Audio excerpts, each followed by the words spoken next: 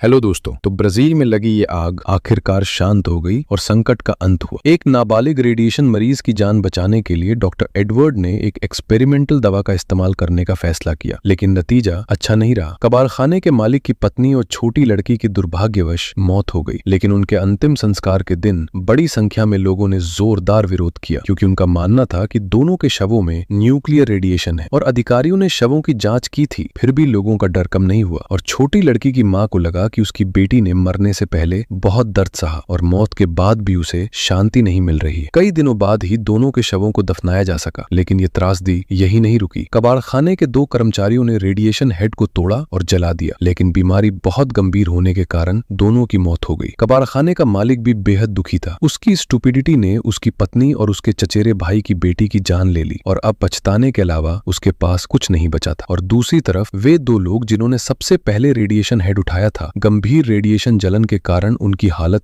बहुत खराब थी। बीमारी को रोकने के लिए उनके शरीर के कुछ हिस्से काटने पड़े और उनके शरीर में अभी भी काफी रेडिएशन था, इसलिए ऑपरेशन के लिए 2 मेडिकल टीमों को लगाया गया और एक टीम का समय खत्म होते ही दूसरी टीम ऑपरेशन जारी रखती थी। आखिरकार ब्राजील और सोवियत संघ के सहयोग से आखिरकार दोनों की जान बचा ली गई। अब सवाल था कि बचे हुए 2500 बैरल रेडियो एक्टिव कचरे का क्या किया जाए। गवर्नर ने इसे काचिंबो पहाड़ों में भेजने का फैसला किया, लेकिन वहां के 1500 स्थानीय लोगों ने इसका विरोध किया और मीडिया के सामने प्रदर्शन किया, और वे अपने क्षेत्र में न्यूक्लियर कचरा भंडारण केंद्र बनाने के खिलाफ थे। और दबाव बढ़ने पर गवर्नर को दूसरा रास्ता सोचना पड़ा, लेकिन वो किसी भी तरह इस कचरे को गोयानिया से बाहर भेजना चाहता था। फिर प्रोफेसर लाओबाई ने एक उपाय सुझाया कि गवर्नर शहर में ही एक स्थायी न्यूक्लियर वेस्ट स्टोरेज बनाए और इसकी जिम्मेदारी न्यूक्लियर कमेटी पर डाल दे। गवर्नर ने यह सलाह मान ली और तुरंत घोषणा कर दी कि शहर के आसपास परमानेंट स्टोरेज बनाया जाएगा, और इसे मजबूरी में लिया गया फैसला बताया। इस तरह उसने जिम्मेदारी भी टाल दी और जनता के सामने खुद को जिम्मेदार नेता भी दिखाया, लेकिन इसे लागू करना आसान नहीं था। और जब न्यूक्लियर कचरे को ले जाया जा रहा था तो स्थानीय लोगों ने रास्ता रोक दिया। वे दावा कर रहे थे कि भले ही इसे सुरक्षित बताया जा रहा हो, लेकिन वे इसे स्वीकार नहीं करेंगे। और फिर गवर्नर ने चाल चली और रात में चोरी छिपे कचरा पहुंचाने की योजना बनाई, लेकिन इस बार भी लोग चौकन्ने थे। उन्होंने 24 घंटे पहरा देकर कचरे से भरे ट्रकों को रोक लिया और अगली सुबह मीडिया को बुलाकर सरकार की योजना का खुलासा कर दिया। इस संकट को खत्म करने के लिए किसी न किसी को समझौता करना ही था, इसलिए डॉक्टर मेंशियन ने लोगों को समझाया कि अगर ये कचरा शहर के बीच में रहा तो और खतरा बढ़ेगा और यही जगह सबसे सुरक्षित है। आखिरकार लोगों को समझाया गया और इस तरह इस न्यूक्लियर संकट का अंत हुआ। न्यूक्लियर कमेटी के निदेशक प्रोफेसर लाओबाई को भी आलोचना का सामना करना पड़ा, लेकिन मुख्य जिम्मेदारी पूरी तरह उन पर नहीं डाली गई। इस हादसे में 4 लोगों की मौत हुई और हजारों लोग अलग अलग स्तर पर संक्रमित हुए। इससे निगरानी प्रणाली की बड़ी खामियां सामने आई और प्रोफेसर ने इसकी जिम्मेदारी स्वीकार की। सीजियम 137 का रिसाव इस वजह से हुआ क्योंकि इसमें शामिल सभी लोगों ने कहीं न कहीं अपनी जिम्मेदारी निभाने में गलती की। यह न्यूक्लियर डिजास्टर एक वार्निंग है। न्यूक्लियर तकनीक जहां मानव विकास के लिए फायदेमंद है, वहीं यह 2-धारी तलवार भी है। सही उपयोग से यह संसाधनों की समस्या हल कर सकती है, लेकिन गलत इस्तेमाल से भयानक विनाश ला सकती है। कुछ हल्के लक्षण वाले मरीजों पर एक्सपेरिमेंटल दवा का असर हुआ और वे धीरे धीरे ठीक होकर नई जिंदगी शुरू कर पाए। यह पूरी कहानी 1987 में ब्राजील में हुए गोयानिया एक्सीडेंट पर आधारित है, जिसे न्यूक्लियर पावर प्लांट के बाहर हुई सबसे गंभीर दुर्घटनाओं में गिना जाता है। इस घटना में कई लोगों को सजा हुई और पीड़ितों के इलाज के लिए मुआवजा भी दिया गया। हजारों विशेषज्ञों ने मिलकर इस आपदा को संभाला और ब्राजील द्वारा अपनाया गया समाधान दुनिया के लिए एक एग्जाम्पल बना और अंतर्राष्ट्रीय स्तर पर स्वीकार किया गया और हजारों टन रेडियो एक्टिव कचरे को सुरक्षित रूप से दफन किया गया। लेकिन इस आपदा ने स्थानीय लोगों और पर्यावरण को गहरा नुकसान पहुंचाया और इसके असर लंबे समय तक देखे गए और यही इस कहानी का